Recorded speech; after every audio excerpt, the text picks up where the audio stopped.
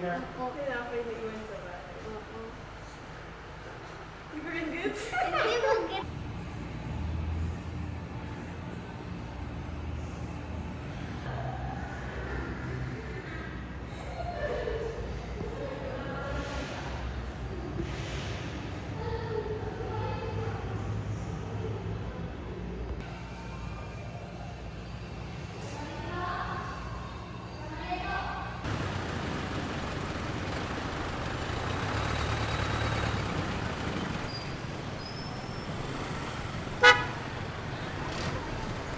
It is not fair because for how many years there are so many initiatives, not only the government, national government, but also social civic organizations na nagpa-fight talaga to diminish or to change talaga the narrative that Mindanao is the hotspot for extremist or terrorist groups.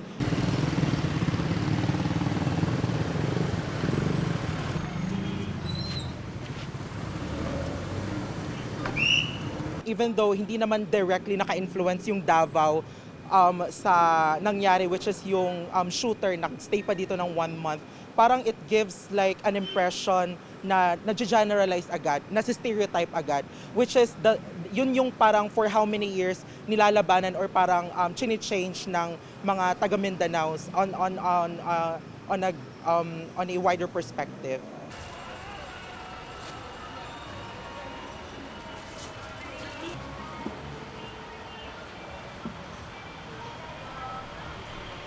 Mag-ingat tayo, tapos dapat i-report yung mga ganyang turista na may kahina-hilala ba para dapat sana aksyonan ng mga pulis at mahanap din sila kasi kalaunan para hindi gumawa ng krimen dito sa Davao.